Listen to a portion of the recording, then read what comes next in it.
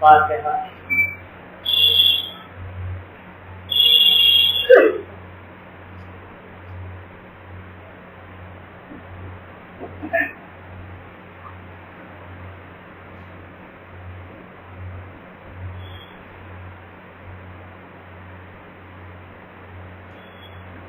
لا حول ولا قوة إلا بالله العلي العظيم. أعوذ بالله من الشيطان اللعين الرجيم. بسم الله الرحمن الرحيم. الحمد لله الذي هدانا لدين الذي ارتضى وسبيل الذي اصطفى. صلى الله على نبي الكريم النبي المغير ورسول المسدد المصطفى الأحمد والأمجد أبي القاسم محمد.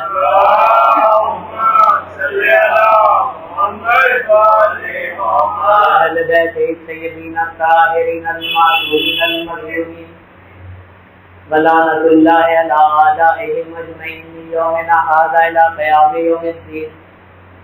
أما بعد فقد قال الله الملك الحق المبين. بسم الله الرحمن الرحيم.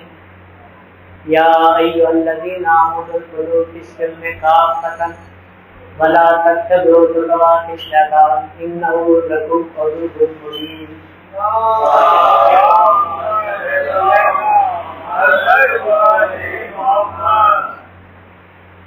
سورہ بقرہ کی آیت ہے جس میں خداوند عالم نے ارشاد فرمایا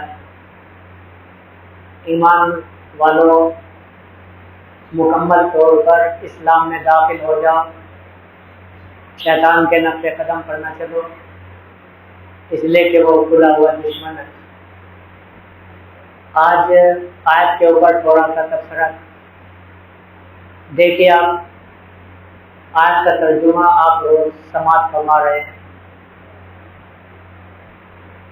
اس میں آپ سماعت فرماتے ہیں ایمان لانے والوں، اے صاحبان ایمان، یا ایھا الذین آمنوا سے خطاب ہے، اے صاحبان ایمان تم مکمل طریقے سے اسلام میں داخل ہو جاؤ. یہی جملہ جو ہے قابل تذکرہ ہے کہ سب جانتے ہیں اسلام کی منزل پہلی ہے اور ایمان کی آخری منزل ہے. یعنی اسلام پہلا دینہ ہے اور ایمان جو آخری.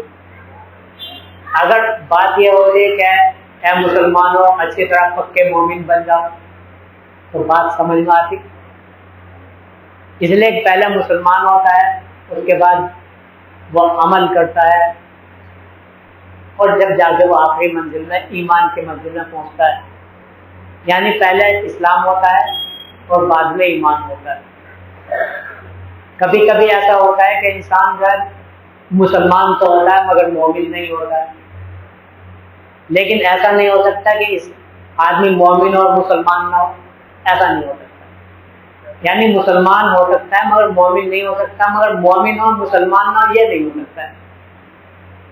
تو اب آپ غور فرمائیے کہ جو خداوند عالم یہ ارشاد فرماتا ہے ایمان والوں مکمل طریقے سے اسلام میں داخل ہو جاؤ، تو جب وہ پہلے مسلمان ہے، پہلے مسلمان بنے اس کے بعد مومن بنے، پھر ادھر لوٹ کے کہہ رہا ہے کہ پھر مسلمان ہو جاؤ، تو اس کا مطلب یہ ہے کہ یہ اسلام الگ ہے. وہ ایسا اسلام نہیں جس کو ہم لا الہ الا اللہ والا اسلام کہتے ہیں. اسلام جب شروع ہوتا ہے لا الہ الا اللہ سے شروع ہو جاتا ہے اور جب محمد رسول اللہ پہ آتا ہے تو مکمل طریقے سے اسلام جو ہے مومن بن جاتا ہے. اور جب علی ولی اللہ کہتا ہے پھر تو مکمل کامل ایمان بن جاتا ہے. تو منزل اسلام جو پہلے لا الہ الا اللہ. اب جس نے لا الہ الا اللہ کہہ لیا محمد رسول اللہ کہہ دیا تو لوٹ کے تو یہ نہیں کہہ سکتے صاحب تم اب دوبارہ مسلمان ہو جاؤ. تو اس کا مطلب یہ ہے کہ یہ اسلام الگ ہے.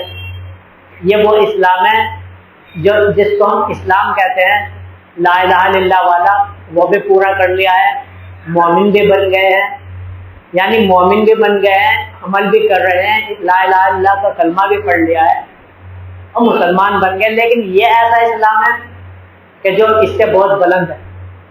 یعنی یہ ایسا اسلام ہے کہ اگر آپ نے کلمہ پڑھا، نمازیں پڑھی، مومن بن گئے، لیکن اگر اس اسلام میں نہ داخل ہوئے تو اس کا مطلب ہے انسان نے شیطان کی پیروی کی ہے. یعنی نماز پڑھ کے بھی شیطان کی پیروی کر رہا ہے، روزہ رکھ کے بھی شیطان کی پیروی کر رہا ہے. تو اس کا مطلب ہے بہت بلند اسلام ہے. تو اس لیے لوگوں نے گھبرا کے لکھا، اس کے معنی لکھے کتابوں. اس اسلام سے مطلب یہ ہے کہ اے ایمان لانے والوں، تم مکمل طریقے سے ایسے بن جاؤ کہ تم امن و سلامتی کا ایک مرکز بن جاؤ. یعنی تم سکون سے زندگی گزارو، تم امن سے زندگی گزارو، تم چین سے زندگی گزارو، یعنی تمہارے پاس آگے کوئی خطرہ محسوس نہ کر سکے، ایسی زندگی گزارو. تو اسلام کے معنی پھر لے. تو اسلام کا دین سلامتی ہے کہ جس میں ہر ایک آدمی کے لیے سلامتی ہے. اس معنی میں اسلام دین سلامتی کے بارے میں بھی استعمال ہوتا ہے. لیکن یہ منزل اس سے بھی آگے ہے، اس لیے کہ جو مسلمان، اس لیے پیغمبر اسلام نے ارشاد فرمایا ہے کہ وہ انسان مسلمان نہیں جس کی زبان سے، جس کے ہاتھ سے کسی کو تکلیف پہنچے. تو پہلے تو اس منزل میں انسان کو داخل ہو جانا ہے. یعنی سب سے پہلا اسلام یہ ہے لا الہ الا اللہ کلمہ پڑھ لیا، لیکن اگر آپ کسی کو ستاتے پھر رہے ہیں، نماز بھی پڑھ لی، لیکن اگر آپ کسی کو پریشان کر رہے ہیں، کسی کے دل آزاری کر رہے ہیں، کسی کو ستا رہے ہیں، تو اس کا مطلب یہ کہ آپ اس اسلام میں داخل ہی نہیں. اس لیے پیغمبر اسلام حضرت محمد مصطفیٰ صلی اللہ علیہ وسلم آپ نے صاف ارشاد فرما دیا کہ جس کا بھائی اس کے شر سے محفوظ نہ ہو، مومن نہیں، مسلمان نہیں. جس کا پڑوسی اس کے شر سے محفوظ نہ ہو، وہ مسلمان نہیں. یعنی جس کے ہاتھ سے، جس کی زبان سے کسی کو تکلیف پہنچا رہی ہے، وہ لاکھ نمازیں پڑھتے رہے، میں پیغمبر کی نظروں مسلمان نہیں. یہ بہت بڑی بات ہے. تو اس کا مطلب یہ چیزیں ہماری زندگی میں سنوارنے کے لیے بہت اچھی ہے. انسان مسلمان اس لیے بنتا ہے کہ تاکہ انسان خود بھی چین سے رہے اور دوسرے جو ادھر ادھر آس پاس لوگ رہ رہے ہیں وہ بھی چین و سکون کے ساتھ زندگی گزار سکیں. ایک صلوات پڑھیں محمد و آل محمد.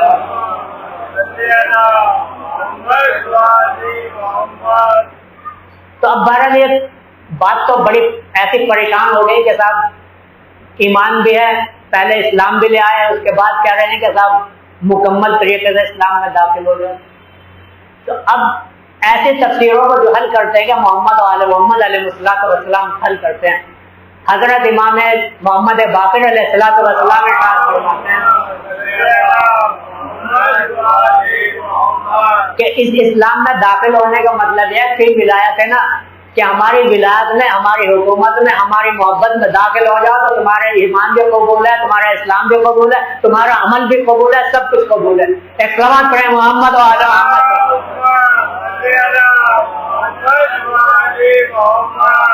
اس کا مطلب یہ کہ ولایت محمد و آل محمد علیہ السلام وہ ہے کہ جب آدمی ولایت اہل بیت میں داخل ہو جاتا ہے، آل محمد کی محبت میں داخل ہو جاتا ہے، پھر انسان جو ہے کافتن سلم میں کافتن، یعنی مکمل طور پہ تبھی مسلمان ہوتا ہے. ورنہ انسان نے نماز کلمہ پڑھ لیا، نمازیں پڑھ لی، لیکن اگر ولایت آل محمد میں شامل نہیں ہوا تو فسل میں کافتن میں شامل نہیں ہوا. فسل میں کافتن کا مطلب مکمل طریقے سے اسلام تبھی ان کے دل میں آئے گا جب آل محمد علیہ السلام کو اچھی طریقے سے مانتا ہو. ایک صلوات پڑھیں محمد و آل محمد.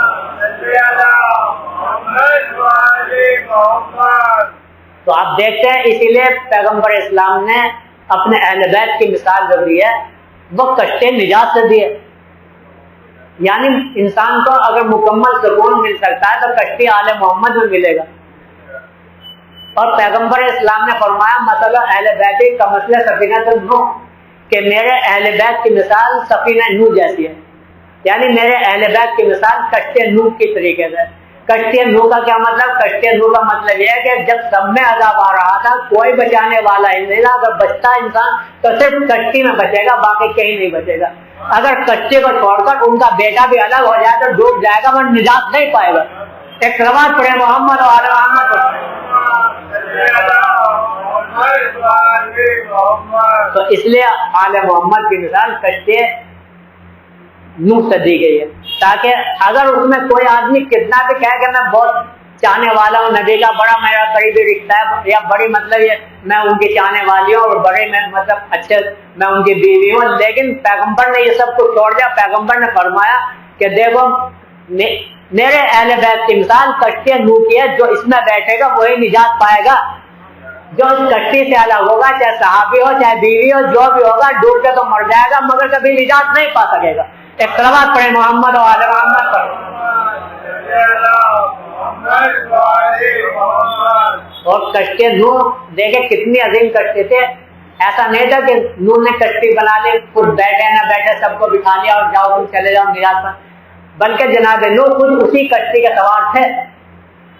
یعنی ایسا نہیں کہ جناب نوح نے کشتی بنا لی کہ صاحب مجھے تو بیٹھنے کی ضرورت نہیں، میری تو کشتی ہے، تم سب لوگ بیٹھو نجات پا جاؤ، ایسا نہیں، بلکہ جناب نوح بھی اسی کشتی میں بیٹھے ہوئے تھے جہاں تمام مومنین بیٹھے ہوئے تھے۔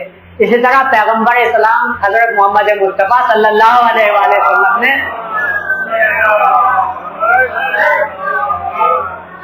جو کشتی نجات بنائی ہے وہ اس میں خود بھی بیٹھے ہوئے ہیں، یعنی وہ بھی اس سے الگ نہیں ہے۔ اور اگر ہمیں دیکھنا چاہتے ہیں آپ کشتی نجات کون سی ہے، بس توجہ فرمائیں، اگر آپ دیکھنا چاہتے ہیں کشتی نجات کون سی ہے تو ہم آپ کو دیکھتے ہیں کہ چادر تطہیر ایسی آئی تھی کہ جس میں خود پیغمبر اسلام بھی تھے، جناب فاطمہ زہرا بھی تھی، مولا علی بھی تھے، امام حسن حسین بھی تھے، یہ سب وہ لوگ تھے جب سب کشتی نجات میں بیٹھے ہوئے تھے، اور جو ان سے منسلک ہو جائے گا وہی نجات پائے گا، باقی کوئی آدمی نجات نہیں پا سکے گا۔ ایک صلوات پڑھے محمد و آل محمد پر۔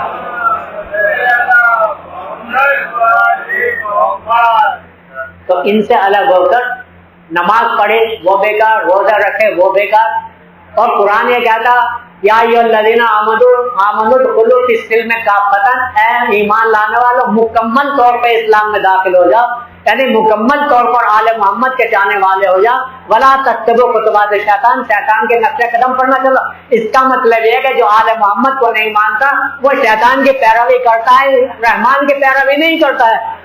لہذا اگر صحیح انسان کو دیکھنا ہے کون شیطان کی پیروی کر رہا ہے کون شیطان کی پیروی نہیں کر رہا ہے، تو آپ دیکھ لیں جو محمد و آل محمد کا چاہنے والا ہے ان کے طریقے پر چل رہا ہے تو وہ تو آل محمد کی بھی پیروی کر رہا ہے، اللہ کی پیروی کر رہا ہے، لیکن جو ان کے طریقے سے الگ ہے وہ شیطان کی پیروی کر رہا ہے، کوئی کسی دوسرے دین کی پیروی نہیں کر رہا۔ ایک صلوات پڑھے محمد و آل محمد۔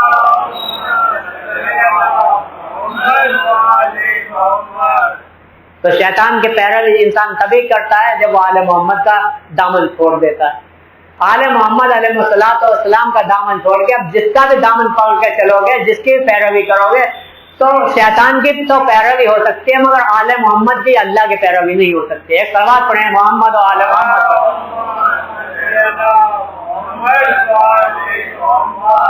تو یہ آل محمد علیہ السلام ہے جو اس کو اللہ یہ فرماتا ہے مکمل طور پر آل محمد کے چاہنے والے ہو جاؤ۔ یہ جو بات ہے خود ہمارے پانچویں امام نے اس کی تشریح فرمائی، تو اس کا مطلب یہ ہے کہ جو کوئی اور لوگ اگر قرآن مجید کی تفسیر کر رہے ہیں تو قرآن مجید کی صحیح تفسیر اگر ملے گی تو صرف محمد و آل محمد علیہ السلام سے ملے گی، باقی اور کہیں کسی کی تفسیر اگر دیکھیں گے تو صحیح تفسیر قرآن مجید کی نہیں ملے گی۔ اس لیے خداوند عالم نے قرآن مجید میں فرمایا وما یعلم تاویلہ الا اللہ والراسخون فی العلم، قرآن مجید کی صحیح تعویل کا مطلب حقیقت، یعنی حقیقت قرآن اگر جانتا ہے تو یہ اللہ جانتا ہے، محمد و آل محمد علیہ السلام جانتا ہے۔ ایک صلوات پڑھے محمد و آل محمد پر۔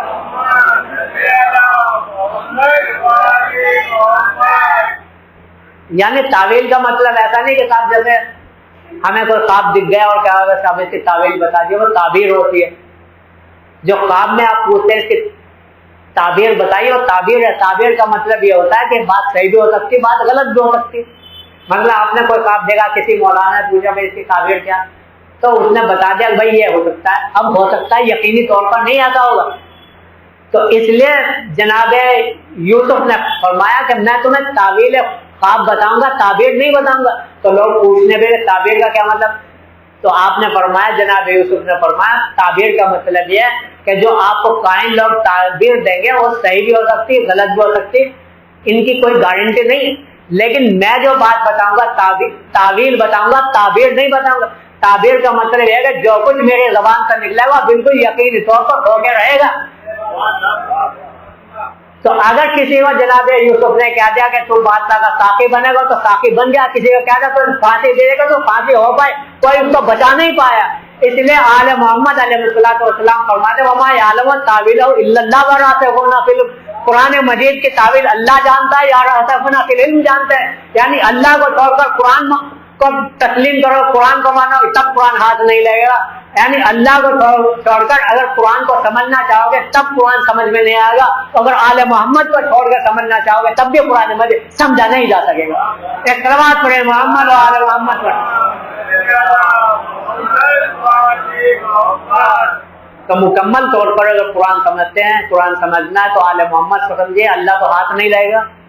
تو اس لیے اللہ نے فرمایا وما یعلم تاویل, اللہ اس کے تعویل جانتا, وہ جانتا ہے جس کے پاس علم ہے, یعنی جو علم میں راسخ ہے. علم میں راسخ کا مطلب کیا ہے کہ علم میں بالکل ڈوبے ہوئے ہیں ایسے لوگ, وہ قرآن مجید کی صحیح حقیقت کو جانتے ہیں. تو تعویل کا مطلب حقیقت ہے قرآن, جو حقیقت ہے قرآن جانتے ہیں صرف محمد و آل محمد علیہ السلام جانتے ہیں. جس کو بھی قرآن لینا ہے تو آل محمد سے لے, اگر غیروں سے لے گا صرف اٹکلیں باتیں تو ملے گی, حقیقت نہیں ملے گی. تو یہ آل محمد جو حقیقت قرآن کے جاننے والے, یہ وہ لوگ ہیں جو لوگوں کو امن و سلامتی میں رکھ سکتے ہیں. تو اس لیے پیغمبر اسلام نے آل محمد علیہ السلام کے لیے ارشاد فرمایا میرے آل محمد کی مثال, یعنی میرے اہل بیت کی مثال آسمان کے ستاروں جیسی ہے. آسمان کے ستاروں جیسے مطلب یہ ہے کہ جس طرح آسمان کے ستارے, جس طرح آل رسول آل جو ہے آسمان کے ستاروں کے لیے امن ہے, یعنی جس طرح آل محمد کی وجہ سے ستارے قائم ہیں, اس طرح زمین جو ہے آل محمد علیہ السلام کی وجہ سے قائم ہے. حضرت امام زمانہ اجل اللہ تعالی شریف فرماتے ہیں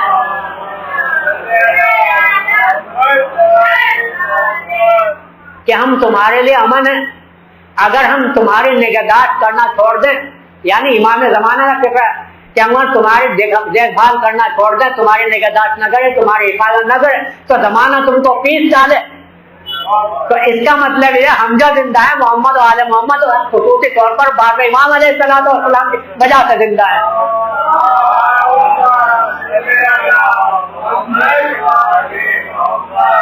تو لوگوں نے جب اس حدیث کو دیکھا کہ پیغمبر اسلام نے فرمایا کہ اہل بیت جو ستاروں کی مثل ہیں اور مطلب ستاروں کو امان دینے والے ہیں, تو انہوں نے بھی اپنی حدیث بنا لی کہ اصحابی النجوم, کہ میرے اصحابی جو ہیں ستاروں کی طریقے سے, جس کی چاہے جو میں ہدایت اتباع کر لو.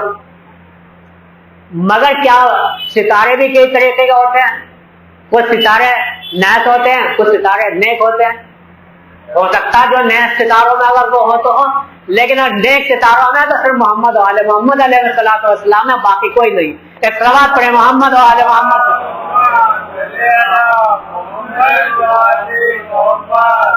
تو آل محمد علیہ السلام ہیں جو انسان کو سکون عطا کرنے والے ہیں, جو انسان کو سلامتی رکھنے والے ہیں, ان کی وجہ سے پوری کائنات سلامتی کے ساتھ ہے.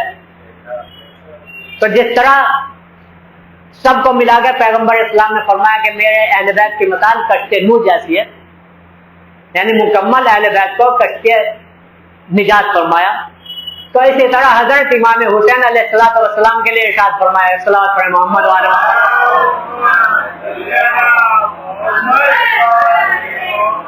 آپ نے ارشاد فرمایا ان الحسین مصباح الہدی وسفینۃ النجاۃ, بے شک حسین جو ہے ہدایت کا چراغ ہے, حسین چراغ ہدایت ہے اور کشتے نجات ہیں. یعنی امام حسین علیہ السلام کے لیے ارشاد فرمایا کہ حسین چراغ ہدایت ہے اور کشتے نجات ہے. تو حسین کو چھوڑ کر اگر تم ہدایت دیکھو گے تو ہدایت کی روشنی ختم ہے, تو ہدایت کہاں ملے گی؟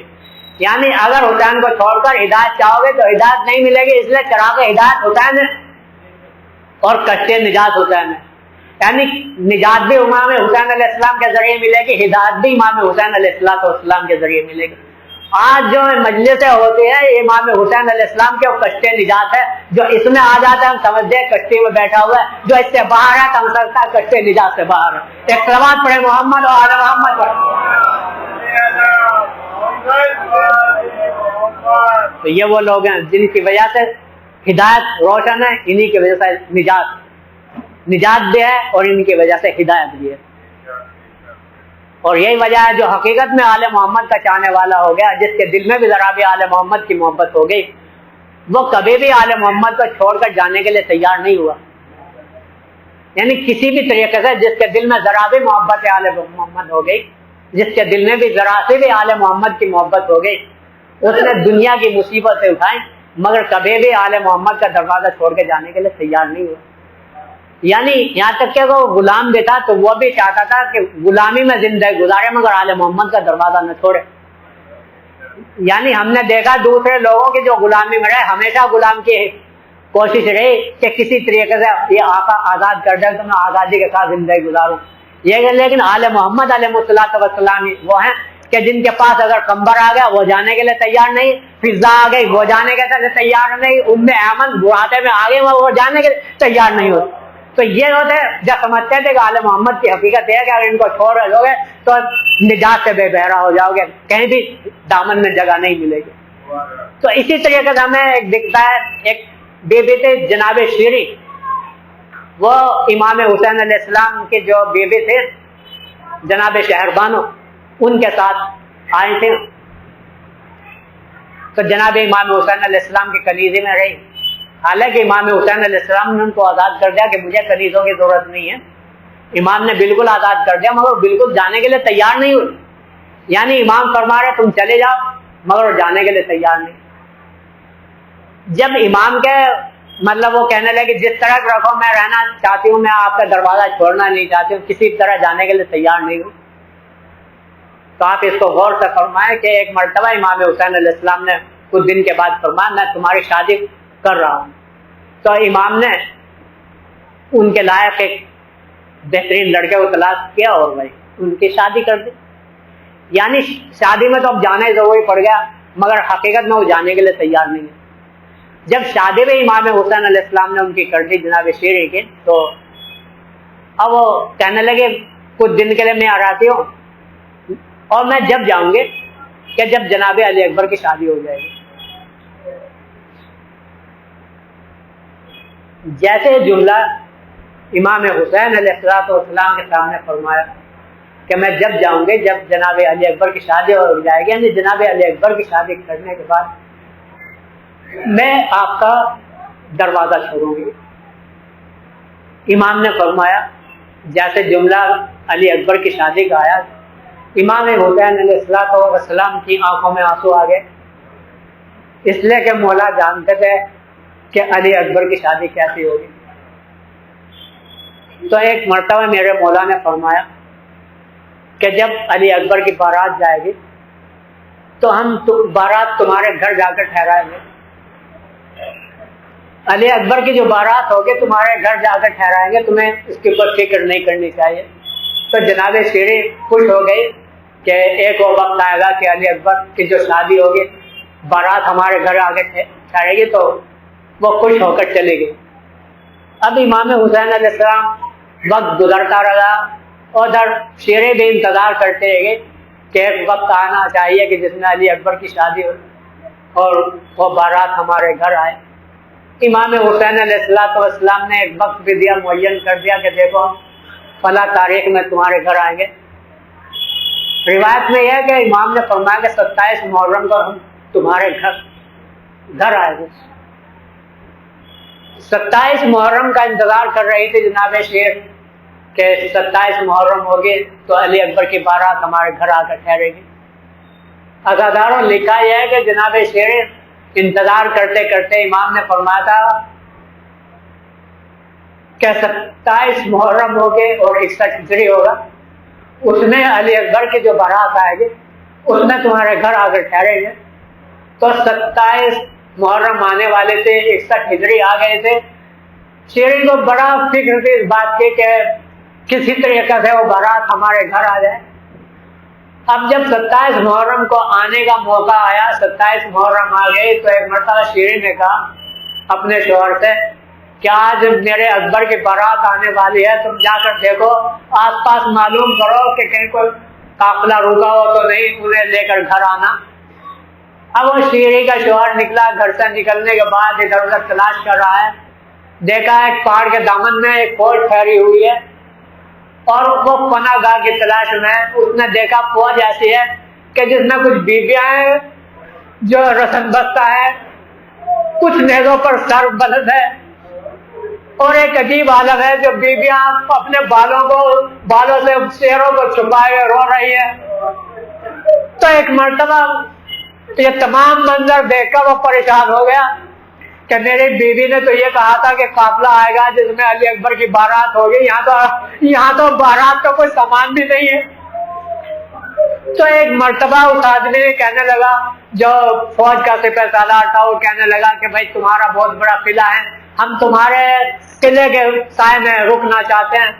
تو ایک مرتبہ شیریں کے شوہر نے کہا نہیں, تمہارے رکنے کی ہمارے یہاں کوئی جگہ نہیں ہے, اس لیے کہ آج جو ہے ہمارے شہزادے علی اکبر کی بارات آنے والی ہے. اس نے کہا جب تک تمہاری بارات آئے گی ہم تم سے رخصت ہو کر چلے جائیں گے. تو ایک مرتبہ وہ کہا ٹھیک ہے آپ رک جائیے, اور وہ ایک دم یہ کہتے ہوئے فوراً جب سے گھر دوڑا.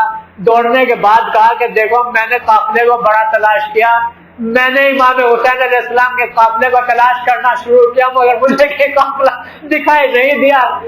مگر میں نے تو ایک ایسا قافلہ دیکھا جس میں چھوٹے چھوٹے یتیم بچے ہیں, جس میں بیوہ عورتیں ہیں, جس میں نو کے نیزے پر سر لٹکے ہوئے. ایسا ایک قافلہ دیکھا, ایسے مصیبت زدہ میں نے کبھی نہیں دیکھے. وہ ہمارے گھر رکنا چاہتے ہیں, ہماری دیوار کے سائے میں رکنا چاہتے ہیں, اگر تمہاری اجازت ہو رکنا. تو ایک مرتبہ شیریں نے کہا رک تو سکتے ہیں, لیکن جب تک میرے آقا کی بارات نہیں آئے گا اس سے پہلے انہیں رخصت ہو جائے. کہا اس نے کہا میں نے یہی کہہ دیا تھا. اتنے میں قافلہ آ گیا آزاداروں. جب قافلہ آ گیا, اب شیریں ایک ایک کے چہرے کو دیکھ رہی ہے, ایک ایک کے چہرے کو دیکھنا شروع کیا کہ کون بیوی ہے, کیسی بیوی ہے, کیسے بچے ہیں. تو ایک مرتبہ ان معظمہ نے کہا جو ان بیویوں کے سردار تھی, جو اپنا سر چھپائے ہوئے, سر سے اپنے چہرہ چھپائے ہوئے تھے, ان بیوی نے کہا ہم تیرے گھر میں آئے ہیں, ہم چاہتے ہیں اپنے وارثوں کو رو لے. کہا بیوی وہ تو لوگ, لیکن جب تک بارات آئے گی اس سے پہلے تم نے اپنا رونا بند کر دینا. آزاداروں اب ان بیویوں نے رونا شروع کیا.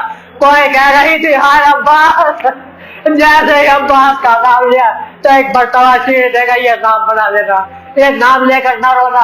تو ایک مرتبہ اس نے کہا, دوسری بیوی نے کہا ہائے حسین, تو ایک مرتبہ یہ نام بھی لینا. ایک مرتبہ اس نے کہا ہائے علی اکبر, تو ایک مرتبہ تمہیں کیا ہو گیا کہ جس نام کو میں منع کر رہی ہوں وہی نام تم لیتی ہو. ایک مرتبہ معظمہ نے اپنے نقاب اٹھانے کے بعد کہا ہے شیریں ارے تو نے ہمیں نہیں پہچانا, یہی وہی بارات ہے, یہ علی اکبر کا سر ہے, یہ حسین کا سر ہے, یہ عباس کا سر ہے. ارے ہم کربلا کے میدان میں لٹ گئے, ہمارا ساز و سامان لٹ گیا, حسین مارے گئے, علی اکبر شہید ہو گئے. اے شیریں ہم نے وعدہ پورا کر دیا, یہ قافلہ آ گیا, مگر ہائے افسوس میں اکبر کی شادی نہ کر سکی. انا للہ و انا الیہ راجعون.